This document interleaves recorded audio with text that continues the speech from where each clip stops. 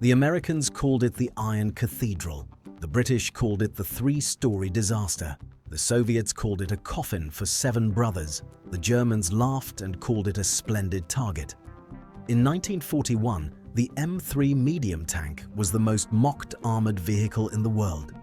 10 feet tall, with a gun protruding from the hull like a warship from 1918, it looked like something that belonged in the previous war. Every army that received one found new ways to insult it. But in May 1942, this maligned machine did something no British tank could do. It stopped Rommel's panzers cold. June 1940. German armor conquered France in 6 weeks. The panzer divisions that shattered the French army weren't superior in numbers. The French actually had more tanks, but German crews were better trained. German tactics were revolutionary, and German commanders understood how to concentrate armor at decisive points. American military planners watched the newsreels and understood what they were seeing. Modern warfare had changed. Tanks weren't support weapons for infantry anymore. Tanks were the decisive arm. The United States Army possessed roughly 400 tanks. Most were M2 light tanks armed with machine guns. A few newer models carried small 37mm cannons. If America entered the war, its soldiers would face the most experienced armored force in history, with equipment designed for a previous generation of warfare. The Army knew exactly what it needed: a medium tank carrying a 75mm gun. Not because of the caliber, but because of what that ammunition could do. The weapon could fire armor-piercing rounds to kill enemy tanks, but it could also fire high-explosive rounds to destroy fortifications, machine gun nests, and infantry positions. Smaller guns couldn't do both. The British 2-pounder was 40mm. It lacked an effective high-explosive round. When British tanks encountered infantry or fortified positions, they had nothing but machine guns. The 75mm was a dual-purpose weapon. One tank could kill enemy armor and support infantry. That flexibility would prove decisive, but American factories couldn't build a proper 75mm tank, not yet. Tank turrets require precision engineering. The gun sits inside a rotating ring mounted on the hull.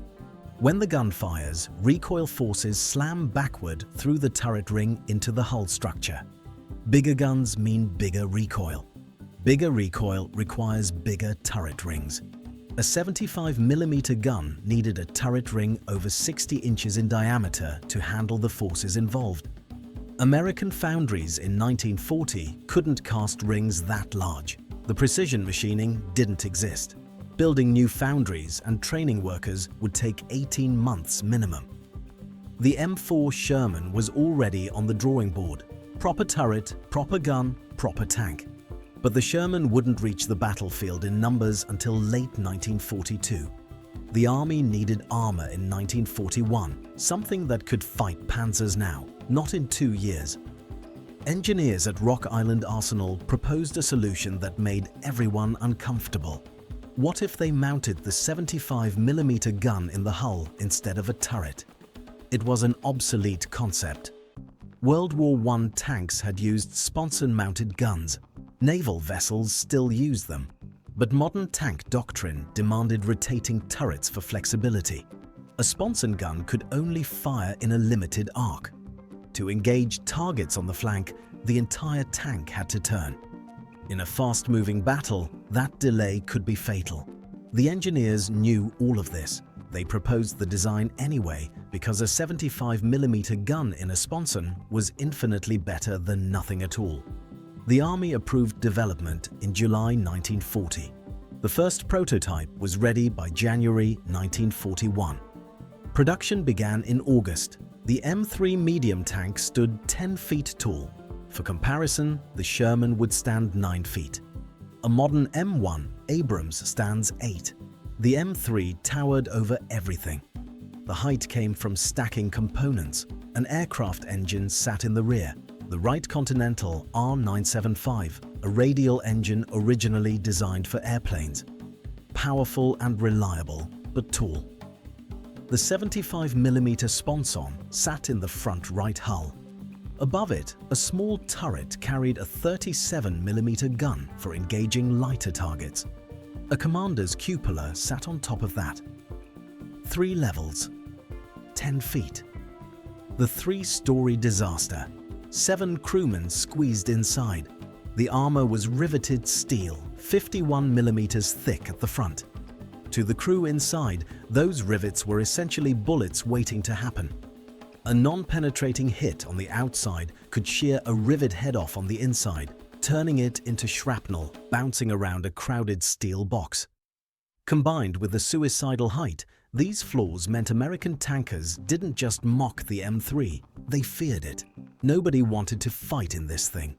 But between August 1941 and December 1942, American factories would build 6,258 of them.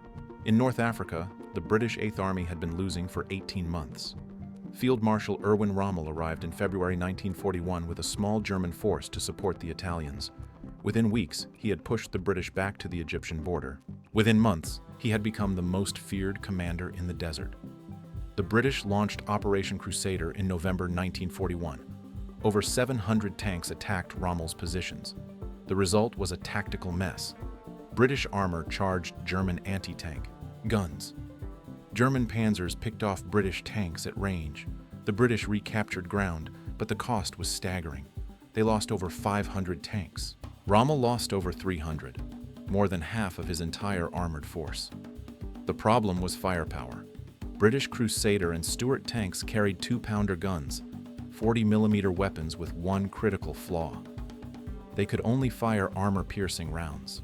At combat ranges, the 2-pounder struggled to penetrate German Panzer III frontal armor. The newer Panzer III Specials and Panzer IVs were nearly immune. British tank crews would hit German tanks and watch their shells bounce off. Then German 50mm guns would punch through British armor like paper. The engagement math was brutal. Germans could kill British tanks at 800 meters. British could barely hurt Germans at 400 meters. Worse, without effective high explosive rounds, they were helpless against soft targets. German 88mm crews learned they could stand their ground in the open. British tankers had to close to suicidal ranges just to scratch the paint on a panzer, while knowing the Germans could punch through their armor before the British could even aim. It wasn't just a tactical problem. It was a crisis of confidence. They knew their tools were broken. By early 1942, the British needed a miracle. In January 1942, the first M3 Grants arrived in Egypt. The British had modified the design slightly. Their version had a lower turret with the radio inside. They named it after Ulysses S. Grant. The standard American version kept the taller turret. The British called it the Lee, after Grant's opponent. British tank crews gathered around the towering machines and stared. The height was absurd. On the flat desert, this thing would be visible from miles away. But then they examined the gun. 75mm, almost twice the caliber of their 2-pounders. It could fire armor-piercing to kill tanks and high-explosive to kill everything else. They had been dying with inadequate weapons for 18 months. Then they test-fired the 75mm. The round flew further and hit harder than anything British tankers had ever used. At 1,000 meters, the shell punched through armor plate representing a Panzer III. At 1,500 meters, it still made lethal hits. The high-explosive rounds were even more impressive. They could destroy gun positions, fortifications, and infantry concentrations from ranges where enemy weapons couldn't reach the tank. After 18 months of impotence, they suddenly possessed a weapon that could kill anything on the battlefield. The Grant was ugly. The Grant was tall. The Grant was tactically awkward. But the Grant could kill panzers from 1,000 meters away. British commanders assigned 167 Grants to the 4th Armored Brigade. They positioned them for Rommel's expected offensive, and then they waited. By May 1942, both armies had fortified positions along the Gazala line in Libya. Rommel commanded 560 tanks. The British had 850, including 167 of the new Grants with the 4th Armored Brigade. German intelligence reported the arrival of tall, awkward American vehicles with hull-mounted guns. Rommel's staff dismissed the threat. The height made these tanks obvious targets. The Sponson gun was a World War I concept. German crews would pick them off easily. On May 26, 1942, Rommel launched Operation Venezia. Afrika Korps swept south around the Gazala line, exactly as planned. German tank commanders expected another victory, another British retreat, another demonstration of German superiority. The next morning, they ran into the 4th Armoured Brigade, May 27, 1942. The desert south of Gazala. Panzers from the 15th Panzer Division spotted British armour and moved to engage. Standard tactics, close to 500 metres where German guns could penetrate British armour reliably. The distance was 1,200 metres when the British opened fire. German commanders didn't understand what was happening. Shells were hitting from ranges where British guns had always been useless. The shells weren't bouncing off. The first Panzer exploded. Fire and smoke erupted from the turret. Then a second, then a third. German crews pushed forward, trying to close the gap. Their 50mm guns couldn't penetrate the strange new tanks at this range. They needed to get closer. The British kept firing. The math was simple and brutal. The M3 Grant's 75mm gun could penetrate Panzer III frontal armour from 1,000 metres. The short-barreled 50mm guns on most German tanks couldn't penetrate Grant armour until point-blank range. That meant the Grants had a killing zone measured in hundreds of meters, a stretch of desert where they could destroy panzers that couldn't shoot back. German commanders tried to rush through the killing zone. They accelerated toward the British line, hoping speed would save them. It didn't. British gunners had time for multiple shots before German tanks closed to effective range. Each shot that hit meant another panzer burning. The discipline of the Afrika Korps began to crack. Radio nets, usually precise and professional, dissolved into confusion. Veteran crews who had laughed at the splendid target were now reporting invisible batteries destroying them from the horizon. They couldn't understand what was killing them. Reports flooded back to German headquarters throughout the morning. British tanks were engaging from over 1,000 meters. German shells weren't penetrating at range. Multiple panzers lost in each engagement. The attack on the British centre had stalled completely. Units that should have broken through were pinned down, taking losses. Rommel received the reports and immediately understood what had changed. The Americans had given the British a tank with a gun that outranged everything in his army. 18 months of equipment superiority had vanished overnight. The Afrika Korps wasn't facing the same enemy anymore. Rommel later wrote about Gazala. The advent of the new American tank tore great holes in our ranks. He added a painful truth. Until May 1942, German tanks had, in general, been superior in quality to the corresponding British types. This was now no longer true, at least not to the same extent. That phrase, "at least not to the same extent," captured the shock. For 18 months, German armour had dominated through superior equipment, superior training, and superior tactics. In a single day, American industrial production had erased the equipment advantage. The 75mm gun changed everything. The ugly, mocked, compromised M3 Grant had given British crews the ability to kill panzers from ranges where they couldn't be killed back. Rommel understood this was just the beginning. Rommel adapted. Quickly, he had no choice. The 88mm anti-aircraft gun became his solution. Originally designed to shoot down planes, the 88 could also kill tanks at extreme range. It could destroy Grants from 2,000 meters, far beyond the 75mm effective range. Rommel pushed 88mm guns forward with his armored spearheads. Whenever his panzers encountered Grants, the 88s would engage first from long range. He also desperately requested more Panzer IV specials with the high-velocity 75mm gun. The upgraded weapon could match the Grant's range, but the new tanks wouldn't arrive in numbers for months. The Grant's height remained a fatal flaw. On the flat desert, German observers could spot them from miles away. Every engagement began, with the Germans knowing exactly where the British armor was positioned. Rommel won the Battle of Gazala through tactical genius, not equipment superiority. He outmaneuvered the British. He exploited their mistakes. Tobruk fell in June.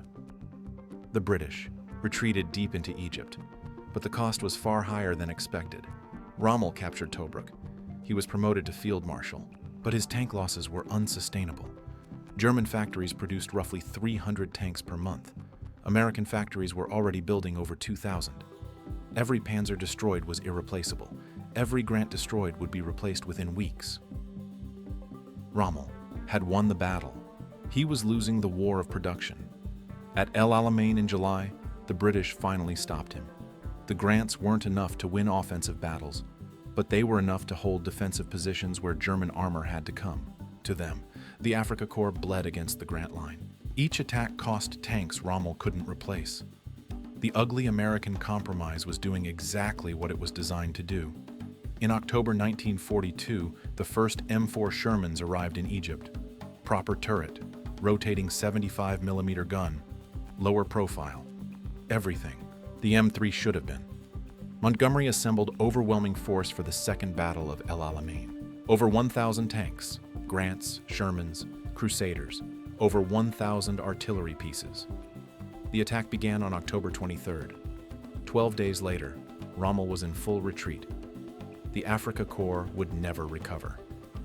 The Grant's 6-month war was over. It had held the line from Gazala to El Alamein. It had bled the Afrika Korps of irreplaceable tanks and crews, the coffin for 7 brothers, the Iron Cathedral, the splendid target. It had done its job. Today, surviving M3s sit in museums. Visitors walk past them toward the Shermans and Tigers. They glance at the awkward 10-foot silhouette and wonder why anyone built something so ugly. The answer is simple: because ugly was available when perfect wasn't. American engineers knew every flaw before the first M3 left the factory: the height, the sponson gun, the riveted armor. They built it anyway because the alternative was nothing. The M3 wasn't designed to be the best tank in the world. It was designed to exist when the best tank wasn't possible yet. Rommel understood what that meant. The Americans, he noted, had designed, built, and deployed an effective medium tank in under a year.